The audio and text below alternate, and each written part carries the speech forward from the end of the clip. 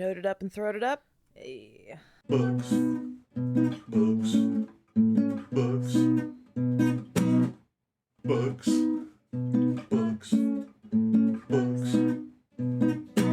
Hello and welcome to Didn't Read It, the podcast that is definitely not a metaphor for a bodily function.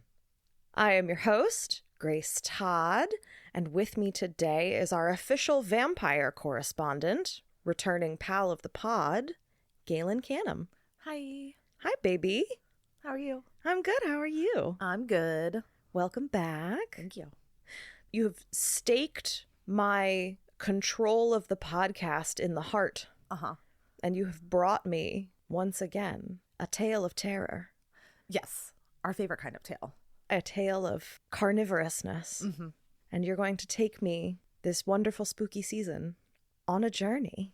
So I have brought you a lovely little short story called The White Maniac. The White Maniac? Yeah, well, I mean... Is this a short story or a TikTok video? I mean, honestly, this probably would make a good TikTok video, but it is, in fact, a short story. White Maniac, Karen's out. Like, I've seen that video. Yeah, so it's The White Maniac, subtitle A Doctor's Tale. Ooh, from okay. 1867 by an author who, at the time of writing the story, was going by the nom de plume Waif Wander. Waif as in, like, that poor waif in the gutter down there? Yes. Okay. Yes, her real name was Mary Helene Fortune. She was born in Belfast, grew up in Canada, moved to Australia in her like early 20s. Okay. So she's kind of known as an Australian author, although she is not Australian by birth. But she did most of her writing in like 1860s, 70s. She's actually considered one of the like first detective novelists. Really? Yeah. And this one isn't actually a detective novel, but it's kind of written in the same format. But yeah, she was well known for writing like detective stories in the late 1800s. Was it like a series that had all the same protagonist, or? I don't believe so. She did write, there's a book of hers that's like a collection of them, but I don't think it was like serialized or anything like that. So yeah, this one was written, I want to say about 2 years after she started writing her detective stories. So this was written in 1867. Okay. And it's kind of just a one-off. It's not technically a vampire story, but it is certainly vampire adjacent. Okay. So we'll get into that, I guess. I mean, I feel like a lot of white maniacs are vampire adjacent. Yeah, very true. Very true. Yeah. So The White Maniac, A Doctor's Tale. And this all takes place in England, even though she didn't really spend a lot of time there, if any at all, but that's besides the point. She was like, that's where the vampire adjacent stories belong. I mean, if she's from Ireland and then living in Australia, she would well think England was full of vampires. Yeah, fair enough. All right. Shall we get into it? Yeah, take me on a journey. In the year 1858, I had established a flourishing practice in London, a practice which I owed a considerable portion of, not to my ability, I am afraid, but to the fact that I occupied the singular position of a man professional who was entirely independent of his profession. He is the wealthy second son. Oh, okay. Yeah, and kind of took on medicine as a lark. And so it basically goes into, you know, his job as a profession. You know, he had people beating down his door, but he decided, since he was independently wealthy and wasn't doing this for money, just for love of the profession, that, you know, he would have rich lords with gout come to his door that he turned away. He only took on cases that he thought were interesting or kind of charitable, more or less. Okay. So that's kind of his vibe. I mean, if you're going to be a rich fail son of a sort, do something fun with it. Yeah, exactly. Yeah. So, I mean, he's, you know, putting it to good use, honestly. It's purely just ones that he finds interesting or people he feels bad for. I wish a doctor would feel bad for me. Girl, same. Same. Ugh. Doctor, a dentist, all of the above. A rich guy. Yeah, any of it. So he's just kind of finished up with a case in Kensington and is on his way home, but decides to stop at a little like pub tavern just for some rest and drinks. Across the inn, as he's sitting here sipping his wine and just ruminating on his day and the things going on in his life, he notices a house across the street from this inn, and he notices a carriage pull up, and he's just kind of, well, like being a little nosy, just kind of watching what's going on. Sure, like you do. You sit down, you have a drink, you gaze into the middle distance, you watch, you get a little voyeuristic. It's fine. Yeah, I was going to say eavesdrop, but whatever the visual version of eavesdropping is. Which we do all the time. Oh my God. People watching. That's the term I was looking for. You get to the end of a long work day. You sit down, you have a drink, you sit in absolute silence, and you people watch. Yeah, this is precisely what he is doing. Good for him. Yep. This house you can't really see into. It's kind of walled off. But what he notices is a carriage pull up with two gentlemen. He says, it was the dress of these persons that most strangely interested me. They were attired in white from head to heel, coats, vests, trousers, hats, shoes, not to speak of shirts at all. All were white as white could be. I feel like that's never a good sign. It is not. it is not a good sign. White dudes dressed in white head to toe, that's going to be a pass from me every time. Yeah. He's just kind of watching them, just sees them go in. They're in there for a little bit. They come back out and they move on. And he's, obviously very intrigued by this. So he asks the tavern person about it. And he's basically like, no idea. They're foreigners. We can't figure out what's going on. We just call them the white mad people. Again, I've seen that video on TikTok. So yeah, he's like, yep, they're always dressed that way. We have no idea what's going on. And he mentions that everything inside, like once he's glimpsed inside of the garden gate, everything inside is just pure white. And he mentions, the tavern keeper mentions to him that there's a view from the belfry in the adjoining church that you can kind of see into the courtyard. And he's like, heard, next time I'm nearby, I'm going to go check that out. So he kind of goes about his business, but can't stop thinking about it. In the next couple of days, he's back, doing his doctorly business, and stops back in again. And he goes up to the church and is like, hey, I heard you can see into this courtyard from the belfry. I would like to go do that, please. And he's like, yeah, come on up. Like, let's go check it out. And so he goes up into the belfry to go check it out. I scarcely know how to commence describing it to you. It was something I had never seen or imagined. Every single thing inside, it's just all pure white. Every single thing inside, like, of the garden gate is pure white. From the extreme top of the chimneys to the basement, roof, windows, everything was pure white. Not a shade lurked even inside a window. The windows themselves were painted white, and the curtains were of white muslin that fell over every one of them. Every single thing you can see within the garden gate is pure white. Like even the vegetation? If there were vegetation, it would in fact be pure white. But there isn't any. But there isn't. It's all pure white. Creepy. I don't wonder they are mad, I exclaimed. I should soon become mad in such a place myself. Like enough, sir, replies the guy in the church. But you see, it didn't make them mad, for they did it themselves, so they must have been mad afore. Sure. So he goes about his business. This did not satisfy his curiosity. It has only piqued it more, as it would. Yeah, understandably. Like, what the fuck is going on here? It's giving, you remember when Kim and Kanye renovated their house? Oh, yeah. Yes, very much so. This is that. That 100%. Yeah, that is actually now exactly what I'm imagining. It's just white marble everywhere, not a touch of decoration, just big, weird, shapeless, like, pieces. Like, they didn't even have furniture in half the rooms, and it was all monocolor. I do remember seeing pictures of that and thinking something along the lines of, I would absolutely go mad if I lived in this house. Who knew? They were inspired by a piece of horror literature from the 1860s. Yep. So he, goes about his business after this, and then is heading back to his home. This is kind of a little self-description he gives that kind of foreshadows the way he reacts to certain events going forward in the story. Ooh, okay. I was young, you see, and although steady, and unlike most young gentlemen of my age and position in society, had a strong vein of romance in my character. That hard study and a sense of its inutility had kept it under, had not rendered it one whit less ready to be at a moment's call.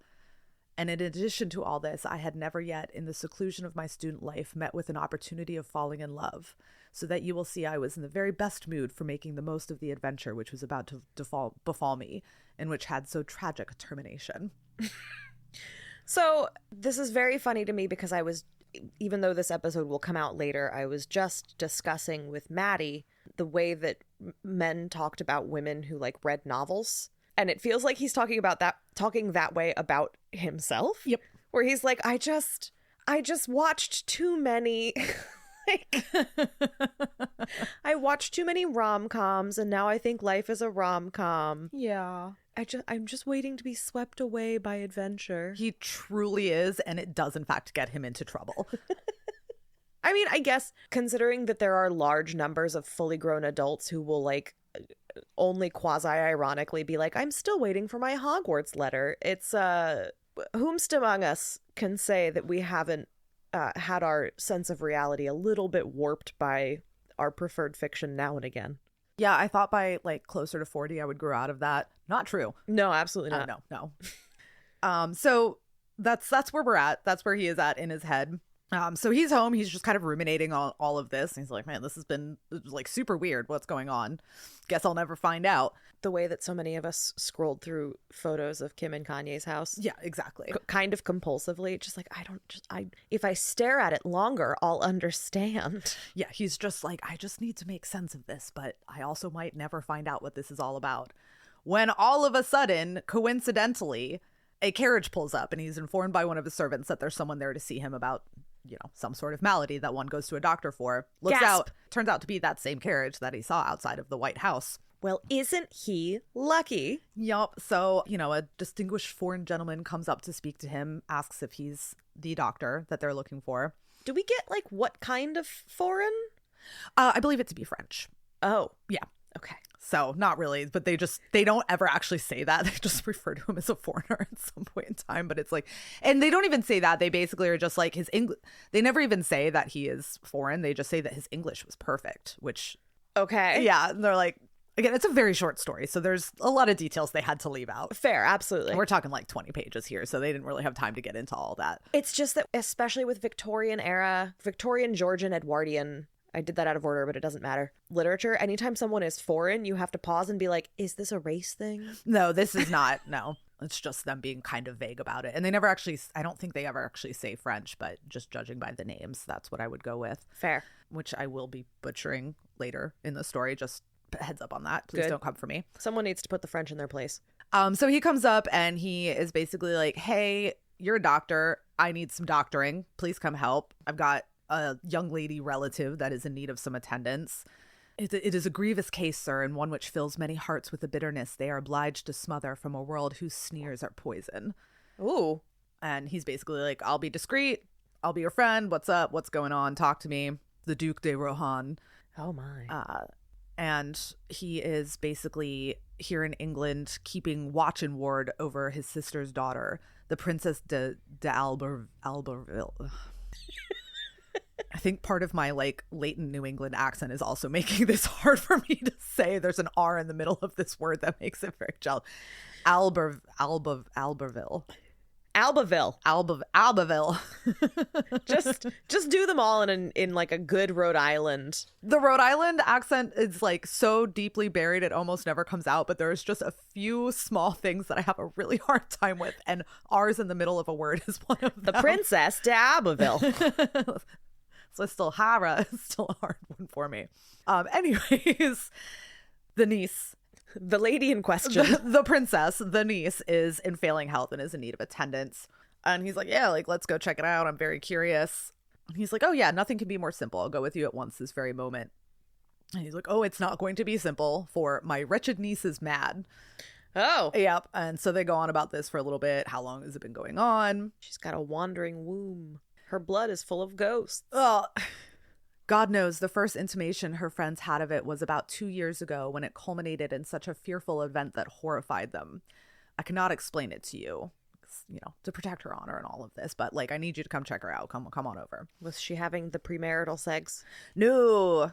Well, I mean, they never say it, so who knows? Maybe she was, but it's certainly not mentioned in here. But he goes on to say that part of her malady is that she cannot be around any color because it brings out her madness. And that's why she's in this pure white environment, because the sight of one particular color, which he doesn't mention at first, will drive her absolutely mad and bring this madness forward. Oh. And any other color outside of this one specific color will remind her of that one specific color. So we cannot have any color whatsoever. And that's why no foliage, no nothing, like all pure white, because it is the color that will drive her mad. Is that what was wrong with Kanye? Oh, I mean, so many, so many things. We'll go with that. Yeah. We'll go with that. So yeah, they go on to this house and they get there. He's taken in the carriage, but he's basically told, like, you have to wear all white. I have a suit I will provide for you. We'll get there. So they get there in the carriage. He, turns the carriage into a changing room. They both change into their fully white suits of everything. And he goes in and basically is like, she'll be fine as long as there are no colors present whatsoever. Like, you shouldn't have any reason to be fearful, but also we'll be like listening out for noises out the door. So just everything's cool. It's cool. Just like go talk to her. It's fine. It's totally chill. Don't even worry about it. Totally fine. So he goes on in, wildly curious. It goes on to more like a page and a half of description of all of the pure white, of a turkey carpet that looked like a woven fall of snow, white satin damask on chair, couch, and ottoman, draped satin and snowy lace around the windows. Honestly, it sounds like it could be a very relaxing place to hang out every once in a while. Sure. Intermittently. Yep. To self-soothe. Yes. Realign your humors. Yeah. Those humors are always needing realignment. Truly. My humors are constantly misaligned. Yep. So he goes in. She's sitting there. She was the most lovely being I had ever beheld. A fair and perfect piece of statuary, one might have thought. And this is him just kind of observing her. He had the opportunity to examine her leisurely. Turns out she's gorgeous. What I love is when a man walks into the room and just silently stares at me for a while. Yeah, it's super great. And she's just, they're chatting, lets him know your uncle sent me. And she's like, I'm really fine. Nothing's wrong with me. Actually, it turns out he is the one that's mad. Oh. Yep. His madness lies in him thinking that I am mad. She's like, wouldn't you go mad if you were stuck in this white room all the time? Like, there's really nothing wrong with me. Like, I'm fine. And he's like, oh yeah, like, I totally believe you. She's like, don't worry about it, doctor. Give me the colors, doctor. So they just kind of chat like here and there a little bit. And she's, tell me something of yourself. Just chat with me. Like, tell me about you. I am a doctor, as you have guessed, and a rich and fashionable doctor, I added smilingly. He's like, hey. He's just already flirting it up with her. He's like, I have nice clothes. I am wealthy. You are hot. I feel like these facts have things to do with each other. Yes. Yep. So yeah, they just, continue chatting, just kind of like lovely, cordial little, like, she brings up that her first name is Blanche. Perhaps it was in consequence of my Christian name that my poor uncle decided upon burying me in white. Poor old man. So she's just, she's just this like charming young thing, like seems resigned to her fate, but not willing to do anything about it. She's like, how could I my poor uncle just like needs me. My poor crazy uncle. Yeah, like, I don't like being in here. This isn't fun for me, but like, how could I hurt my poor mad old uncle by leaving? Like, what is a girl to do? I'm so non-threatening. Yeah. And he at one point, she's talking about all of this and like, oh, like, I just can't do this to him. And she's like, oh, you're an angel and I would die for you. The reader not be told that my enthusiastic youth was at last beginning to make its way through the crust of worldly wisdom that had hitherto subdued it. I appreciate his level of self-awareness, I must say. Absolutely, yeah. Yeah. No, it's great. Wish for his sake that had continued on. But so he's self-aware, but not self-aware enough. Yeah. So he eventually parts way with her, goes out, talks to the Duke. The Duke is like, oh, how'd she look? He was like, man, she's fine. I'm a doctor. I have spent a lot of time around lunacy. She's good. There's nothing wrong with her. And the Duke is like, bruh. We talked for 20 whole minutes. Yeah, everything is fine. Don't worry about it. Also, she's hot.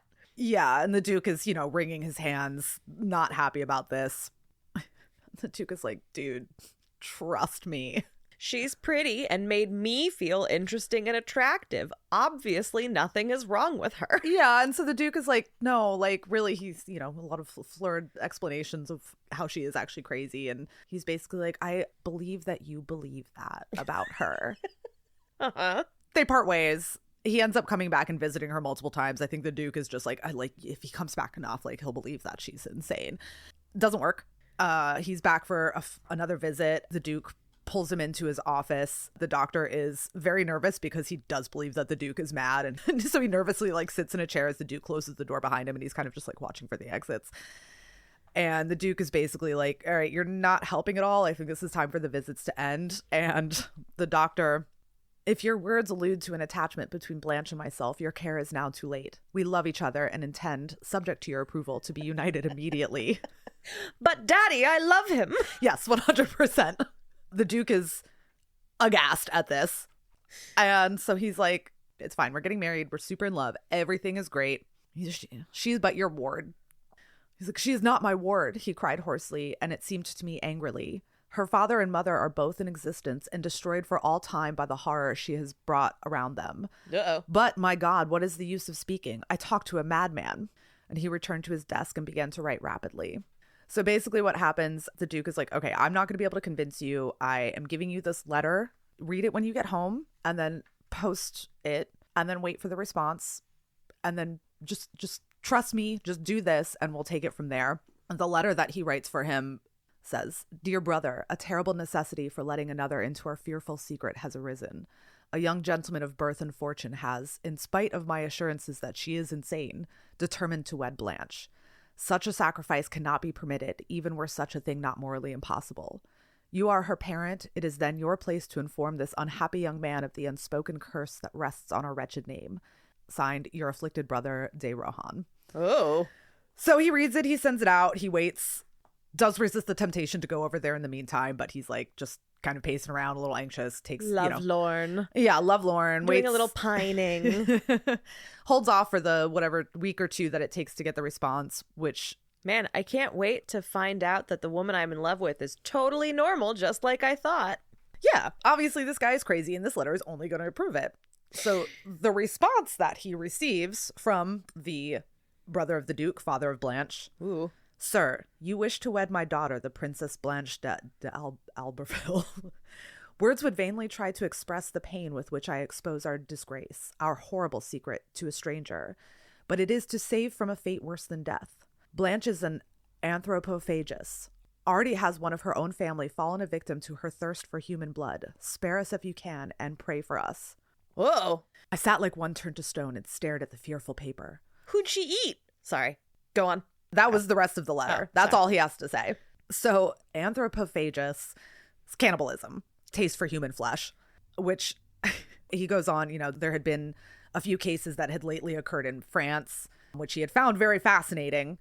But not for one moment did I credit the frightful story of my beloved. Some detestable plot had been formed against her. That's right, buddy. This is the time to double down. Yeah, so he still is like, it's a conspiracy. It's a conspiracy of people who want to convince me that this hot woman is bad for me somehow. Yeah, so he decides that best course of action here is to go see her again and to sneak in a bouquet of red flowers with him. Why not?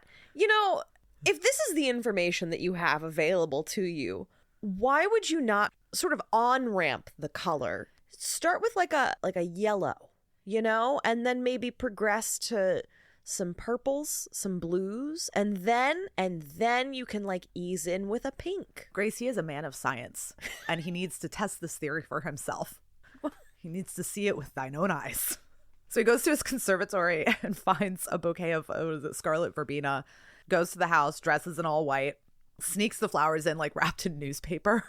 And he goes in and speaks with the Duke and tells him his plan and is like, this is what I'm going to do. And the Duke is like, no, don't do that. Don't do it. And it's like, tries to stop him. And he's like, haha, you can't stop me. And like runs up to her Oh room. my God.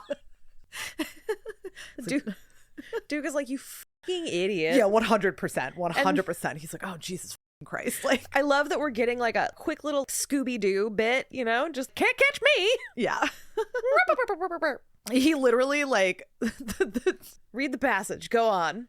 By all you hold sacred, Charles Elveston, I charge you to desist. Who or what are you that you should set your youth and ignorance of this woman against my age and bitter experience? Ha ha, was my only response as I made towards the door. Ha ha! Can't catch me. I'm the gingerbread man. The Duke is like, oh my God, he's crazy too. And they try to stop him, but he runs up into the room. So he goes in and he sees Blanche sitting there. It's a miracle that he wasn't like, yeah, I'm crazy for love. Yeah, and he runs up goes in to see her, catches an image of himself in the mirror up there, and is basically like, oh, I do look crazy. There was a wild look in my pallid countenance and a reckless air in my figure. Again, this man's self-awareness is just tragically like too little too late every time. Truly is. And so he runs in and like basically like shoves the bouquet in front of her. And the Duke is just like peering through the doorway, just like, oh God, what's going to happen? I don't want to go in there. Oh my God. Just like slapping her in the face with a fistful of red flowers. Yeah. I still held the bouquet tauntingly towards the transfixed girl. So she grabs him out of his hand and just throws them on the ground, scattered about. How well I remember that picture today. The white room, the torn and brilliant flowers, and the mad fury of that lovely being. Ooh. She lunges at him. Oh no! Then there was a rush and white teeth were at my throat, tearing flesh and sinews and veins, and a horrible sound was in my ears as if some wild animal was tearing at my body. Oh shit! Yeah, so she goes after him, rips at his throat with her bare teeth, and he just passes out. He comes to with one of his, I guess, physician's assistants. They tore her off of him and in the process killed her. It doesn't describe how it happened, but basically in whatever manner that they had to get her off of me, they basically had to kill her to get her to stop eating at my throat. Yeah, so he comes to as many long weeks ere I was able to listen to the Duke as he told the fearful tale of the dead girl's disease. The first intimation her wretched relatives had of the horrible thing was upon the morning of her 18th year. They went to her room to congratulate her and found her lying upon the dead body of her younger sister, who occupied the same chamber. She had literally torn her throat with her teeth and was sucking the hot blood as she was discovered. No words could describe the horror of the wretched parents. The end, yeah, the end we have seen. I never asked how Blanche had died. I did not wish to know. But I guessed that force had been obliged to be used in dragging her teeth from my throat, and that the necessary force was sufficient to destroy her. I have never since met with the case of anthropophagy, but I never even read of the rare discovery of the fearful disease. But I fancy I feel Blanche's teeth at my throat. Goddamn! Yeah.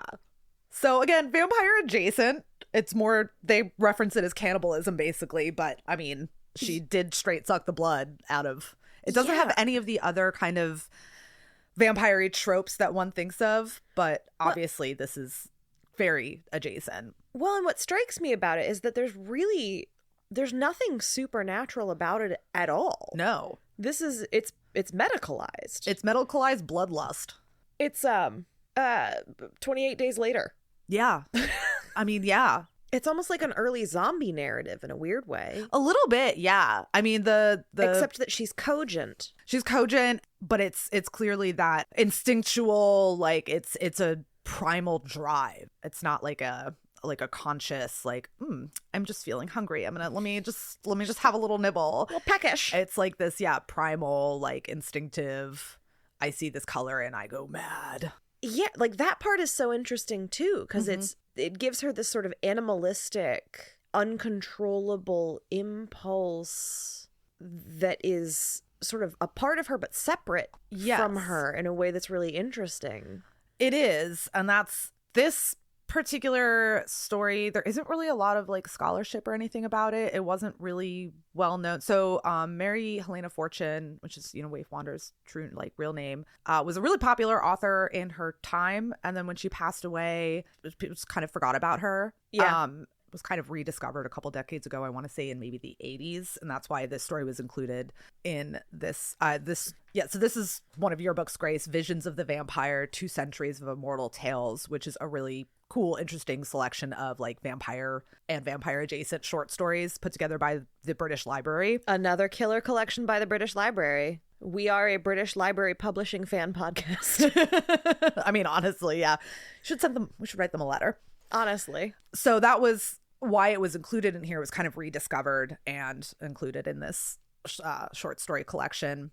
And interestingly enough, just because we talked about this on a previous podcast, this came out about 4 years before Carmilla did. Huh. Yeah, it was like 4 or 5 years before. I think Carmilla was 1872 and this was 1867. We were just going through a real bitches eating people phase. Yeah, for sure. And there's not a lot that ties the two stories together. I just thought the timeline on that was interesting because Carmilla was definitely like considered one of the earlier. Well, and where was this published originally? In Australia. Not in the UK? No, it was published in Australia.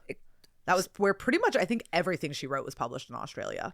So Le Fanu probably wouldn't have read it? No, I mean, unlikely, not impossible, but unlikely. Yeah, fair. Yeah. I don't know how much regional authors were getting their works out to other continents at that stage in time. Sure. So there was just something in the air, something in the overall vibe. Yep. I mean, I have heard before, and I want to be very clear that this is me pulling entirely from memory, so do not quote me, but I've heard before that one of the things that led to the sort of birth of vampire narratives was tuberculosis. Oh, actually, I have read that before as well, and no idea where I read it. Like, I've heard that theory before. Because there were just a bunch of outbreaks of TB, and people, waste away and cough up blood, and it's an aesthetic. It's a vibe. Yeah. Yeah, I mean, it makes a lot of sense. And I can see a writer looking at the symptoms of TB and being like, all right, bet. It's metaphor time. Well, and one of the main references I found to this was there was a book by Fiona Ann Papps called And Then the Monsters Come Out, Madness, Language, and Power. Ooh. And within that book, there was a chapter by Kate Lister called The Victorian Period, Menstrual Madness in the 19th Century. Oh ho! So, yeah, there's a lot of tie-in to the way Victorian doctors kind of viewed menstruation and as it being like a source of madness for women and evidence of them being the weaker sex.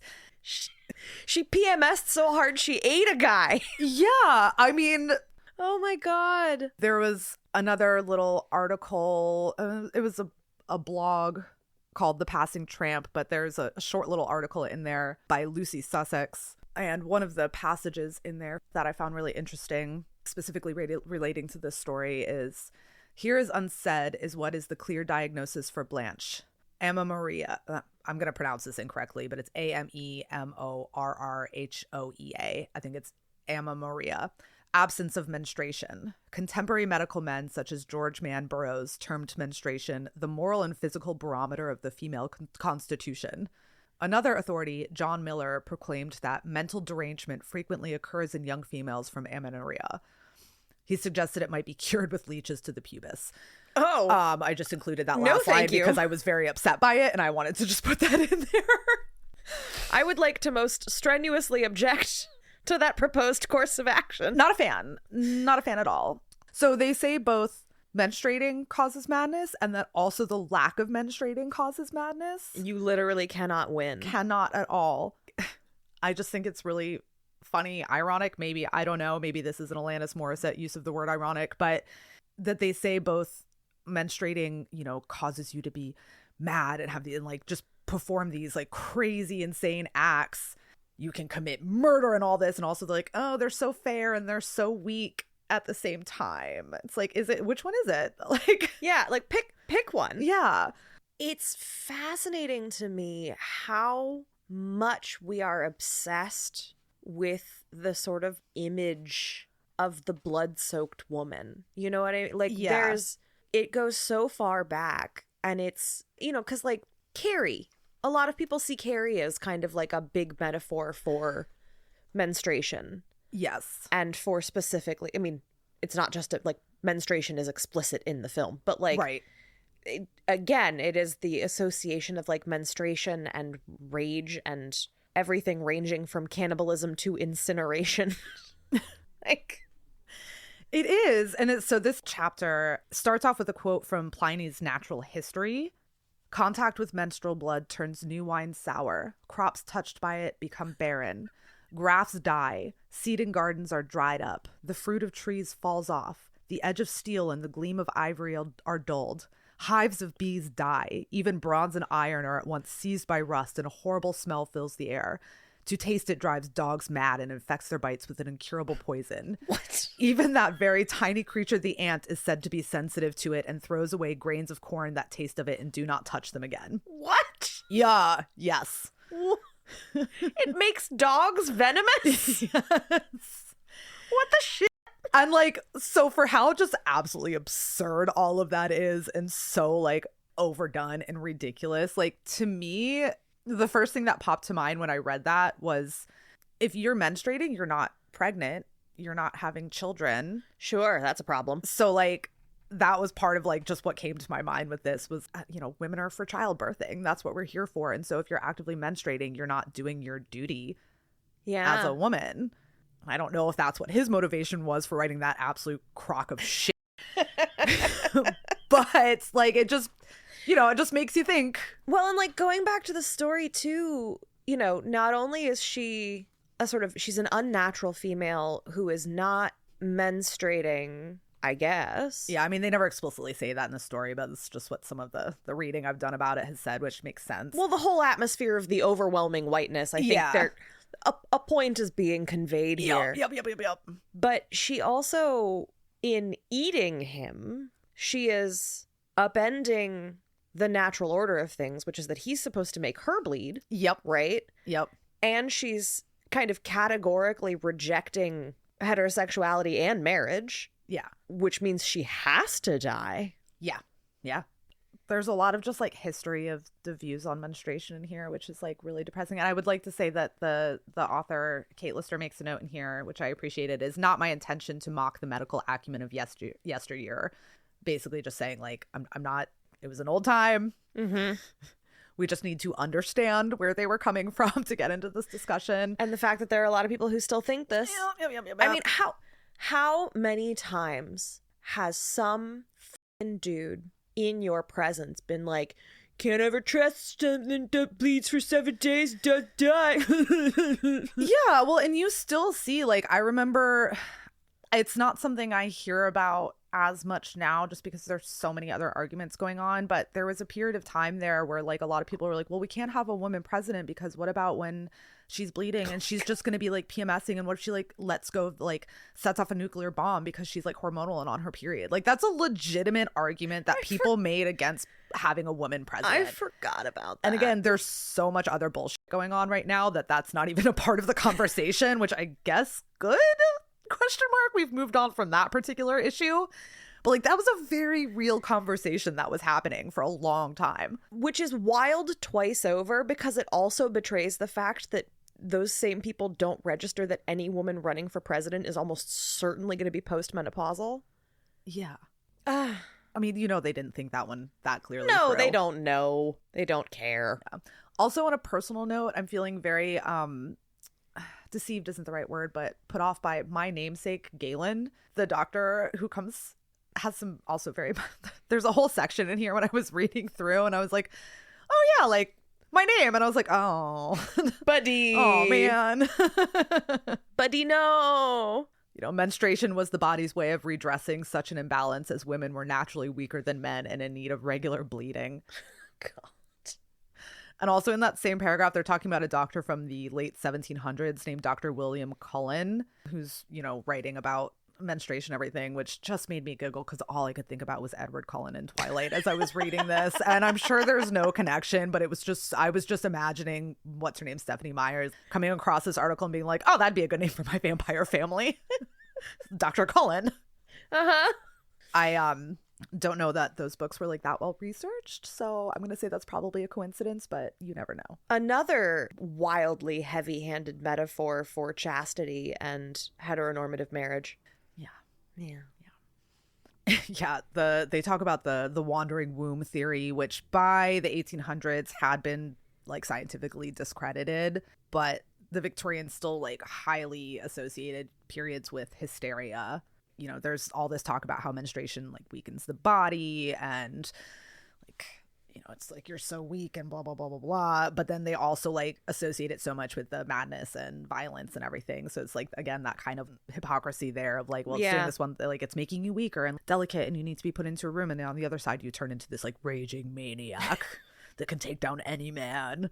One of the things that strikes me going through all of this, you and I personally have joked about how classic lit is just like dads and daddy issues all the way down. Mm-hmm.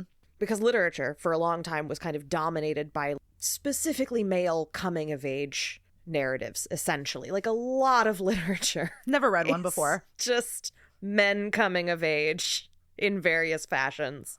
And it's not that there aren't coming of age narratives for women, but a lot of them, even the ones written by women, are very didactic. You know, like Evelina by Fanny Burney is a coming of age narrative, predates Austen, kind of similar in some ways, but it's very, very didactic. It's very like, you have to be sure you're the right kind of woman or something bad will happen to you. Yeah. Whereas like men's narratives get to be complex and morally nuanced and confusing in a way that real life is. Yeah. But it strikes me sitting here right now that like the only place that you consistently find sort of nuanced, morally ambiguous coming of age narratives for women is horror. Yeah. You are much more well read than I am. I can't think of a single story like prior to like the mid 1900s that has that isn't horror. Like, yeah. Yeah. Well, and even cinematically, you know what I mean? Again, like we just talked about Carrie and yeah. And again, I want to be clear that this is a thought. I'm not the one presenting this week. I did not prepare. I didn't research anything, but horror is the one place you get like really consistent representation of women coming of age and having to make the kind of difficult, ambiguous, occasionally deadly decisions that we give to men as a matter of course. Yeah, that's very valid. I again can't think of any argument against that. Horror and like the gothic, you know, some of that, but a lot of the time women get the most agency on the page, especially from like the, you know, we'll call it the late 1700s up through the 19 teens. Women get the most agency on the page when they have become a threat. Yeah. Because why do we care about them otherwise? I mean, when they have become a threat or when they are experiencing the supernatural, because that invades the home. Yeah. That brings the fight to them. And it's I feel like a lot of specifically women writers gravitated to horror narratives and the supernatural in that period from like the teens up through the 19 teens, like that century, which was kind of peak short story, lots and lots of lit mags. You have a ton of women who are writing short stories for lit mags. Yeah. And I feel like they are gravitating toward horror in part because it allowed them to experiment with narratives that were a violation of the status quo and to give these characters, quite frankly, something interesting to do by bringing it home, right? Horror is always invading the house. Yes. And that is, you know, that's where women are. And it extends as far as Shirley Jackson, right? Like a lot of her writing is about horrific things sort of coming in. And on top of that, like the tension of home as both haven and trap. Yeah. Well, and because it is such a haven, like that's where you're going to feel most violated if something is going wrong with you. But also it introduces a level of ambiguity to the home as a concept, right? Blanche is trapped. She's imprisoned. Yeah. It might be a lovely prison, but she is imprisoned. And no one at any point is like, is that okay? Like, yeah, it's absolutely this dude's prerogative to just keep his niece locked up in a monochromatic cell. Yeah. And again, this was a very short story. So like, it's not like they were getting into a lot of background, but like, did they ever try to figure out why she did the thing that she did? Did they ever try to get her help for this? Okay, so maybe she did just go mad. Did they do anything to try to figure out why this was happening and to try to get her help? Well, why would they? Her natural place is shut up in the house. So they just make the house monochromatic and then you live there forever now. Yeah. And I'm curious what made him call in the doctor this time. You just had her locked up for years at this point in time. And then what all of a sudden, why were you like, oh, like maybe let's get this doctor in here to just like go chat with her. but gives him really no information up front aside from just colors are scary and they make her go wild. He was actually feeding the doctor to her. Plot twist. He was in on it. God, that would have been hilarious. I would have loved to have seen that. Oh. And I wonder, too, if the good doctor had come across Blanche in, you know, if she had just been a normal part of society, would he have been intrigued by her? Would he have been interested at all? Or she's just this beautiful, frail bird in a cage. We love a frail bird in the cage. Yeah. One of the other things that this article gets into is just talking about kind of quote-unquote treatments for menstruation. Oh, God. And a lot of it was like, keep them calm and horizontal and load them up with opiates and no like that was so there's a in 1811 a Dr.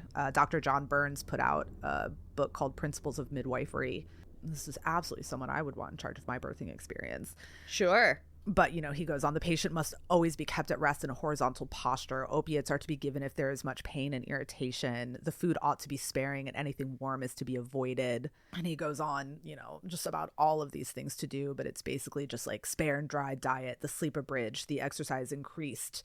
But then also like keep them still and horizontal and loaded up on drugs. It's giving the rest cure. Yeah. It's giving the yellow wallpaper. It is. And I've seen some reference, like the yellow wallpaper has like popped up in here a couple times, as has Jane Eyre, which I realized I have never actually read before. And when I was reading kind of the references to it and, you know, the red room that she's kept in and everything, I was like, oh, I actually like really need to go read this book. I don't know how I've never read it before, but turns out that is a gaping hole.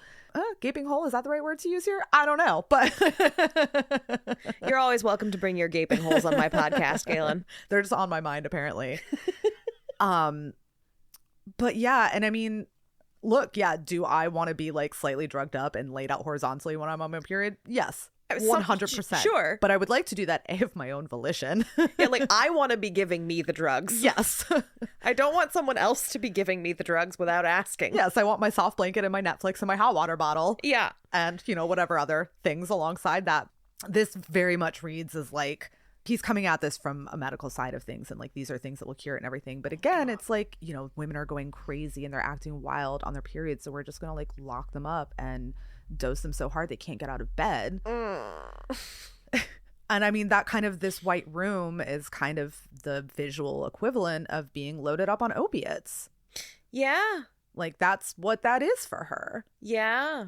She's got this quiet white space with no stimulation and can't leave and everything. And like, think about being stuck in a room and being so dosed with opiates that you can't do anything. Like that's essentially what is happening to her. Well, and I was thinking about it when you were reading it, that sort of white on white on white on white. What it invoked for me is like that sounds like a mental hospital. Yeah, 100%.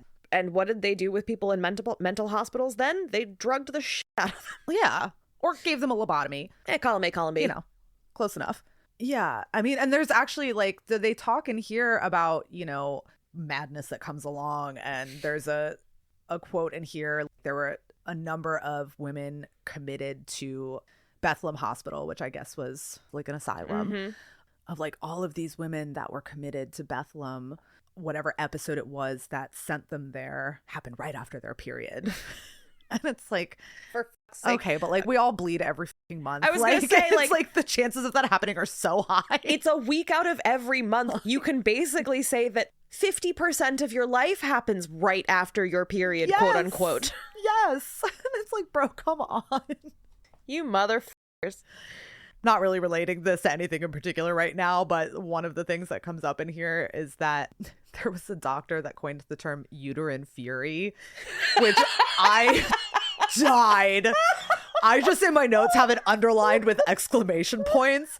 Like, that's it. I'm starting a girl gang. We are getting jackets. We are getting switchblades, and we are going to be called Uterine Fury. I was talking to one of my friends at work the other day, and I was like, how amazing would that be for like a punk band? Like, also that is going to be the name of this episode. Yeah, 100%. Like, I want to be mad about it, but it's also just like so fucking good. Like, yes, actually I do feel uterine fury quite regularly. I am full of uterine fury. I'm full of uterine fury every day. Oh my god. Yeah, I know. Oh my god. Yeah, the uterine fury. And they get into, there was actually a woman in the 1800s who murdered a child in her care and got off for reason of insanity because she was menstruating when it happened. That's not good feminism. No, it's not at all. But this was just further. This was like, yeah, it wasn't feminism at all, because it was all these guys being like, well, yeah, she's obviously nuts because she's on her period right now. Like, no. And they had a doctor come in and prove that she was menstruating when like, it's so messed up.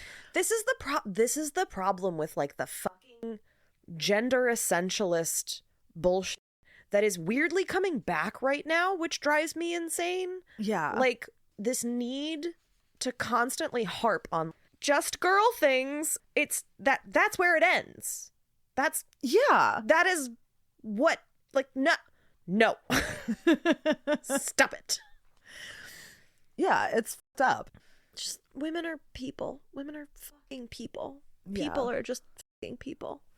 They are. The only other thing that I wanted to bring up was because, you know, cannibalism was kind of what the doctor's viewpoint on this all this was. And he mentioned in the story there having been some recent cases of cannibalism in France. I went and found on Wikipedia. Yeah. Wait, there was really like a cannibalism outbreak in France? Well, so I just found a listing of and some of them was like, you know, the Donner Party was one of the things that came up. So it's like there was a French teenager in the 1600s who claimed he was a werewolf, confessed that he had killed and eaten various children who had recently gone missing near the town he lived in. That's not Terrar, is it? No, Jean Grenier. Okay. And, you know, there's a couple of these are definitely like, you know, the French invasion of Russia and their retreat. Like, again, some of these are desperation, but that still would have absolutely piqued the public's interest. And like, you know, I mean, people love a cannibalism narrative. Yeah. Let's be honest. And then there was the Red Inn murder case in 1833, where there was a family that they ran an inn. Again, I'm not going to say the French pronunciation because I will completely butcher it.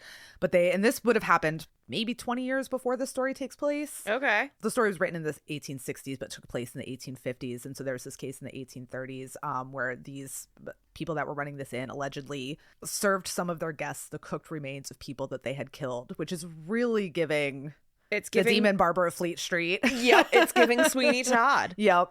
That was in the public mind, like people knew about these stories. So, and again, you know, she was writing in Australia, but these are the kind of things that like gets around. It's very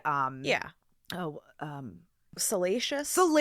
Yeah, like, so these are the kind of stories that people just eat up, like literally I didn't even do that on purpose. But yeah, it's like these kind of salacious stories that people love. So you tie those kinds of things that are in the news and people are seeing these stories happen with all of the uterine fury that is going on. All right. One question for you before we wrap up. Yes. Who's your favorite predatory female? Well, I'm pretty sure Willow and Buffy kill some dudes. There you go. No. Well, and again, like Carmilla, again, so present on my mind. And I was talking with another coworker about this book the other day. Like, it's so good. And I think about it a lot since we did that episode. It's just fantastic. You're like, this is what I do. I make good drinks and I talk to my coworkers about vampire narratives. That's why you're our vampire correspondent. Yes, I literally pulled one of my coworkers over to talk about this the other day because I was like, I heard you like vampire books. And she was like, I do. Have you read Carmilla? And I was like, actually, I'm sending you a link to a podcast right now. I'm a little bit of a connoisseur of vampire fiction, actually. Who's your favorite vampire? I mean, I was like super, super into Interview with a Vampire when I was younger. Yeah. I mean, weren't we all? Those of us of Who wasn't? I mean, you know, those of us of a certain age and a certain inclination, like just deeply, deeply into Interview with a Vampire when I was younger. So yeah. I've heard the show's really good. I have been wanting to watch it. I haven't gotten around to that yet. Well, my darling, anything else that you really wanted to make sure we touched on before we wrap up? I think that was the majority of it. All right. I've added some new books and other media onto my list of things that I need to go watch now. This author is super interesting too. And like, I just would recommend if you can find anything she's written. Like, I'm just very fascinated by her. I think she's a super interesting woman. She did some journalism. Like, she lived in the goldfields of Australia in like the late 1800s. Like, she's just a very interesting woman. Cool. She has a autobiography out there that I have seen described as vivid if unreliable, which makes me want to read it even more. And there's a collection of her detective novels, and you know, I love that. Like, Yeah. I'm all about a detective novel. Love it, love it, love it. So I don't know. Go look up Mary Helene Fortune. She's a fascinating woman, and I'm glad she was rediscovered. This is what I aspire to. Vivid if unreliable. That was All I want to be. I immediately was like, well, I have to go find that and read it. All right. Well, Galen, thank you so much for being here with me this week. Thank you for helping with our spooky season short story marathon. You're very welcome. I'm happy to do it. Would you like people to find you anywhere? No. Fair enough. You can find me here on Didn't Read It. There we go. We'll put you back in your cave until next time. Yep. I don't exist until this podcast restarts again, and then I magically appear in the studio. She actually just hangs out upside down on the studio ceiling, and we occasionally feed her a stray man. Yeah. I could use a few more, but I mean, it's your season, babe. truly. All right. Well, thank all of you for being here with us this week. We very much appreciate it. Just a reminder, if you would like to help us keep sharing stories of man-eaters and men eaten, we have merch. You can help us keep making the show.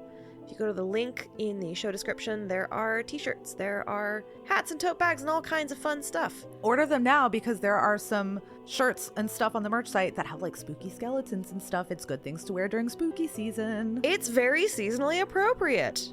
And as always, if you can, this week, this month, this pay period, consider supporting a living or undead author, because they could sure use the love.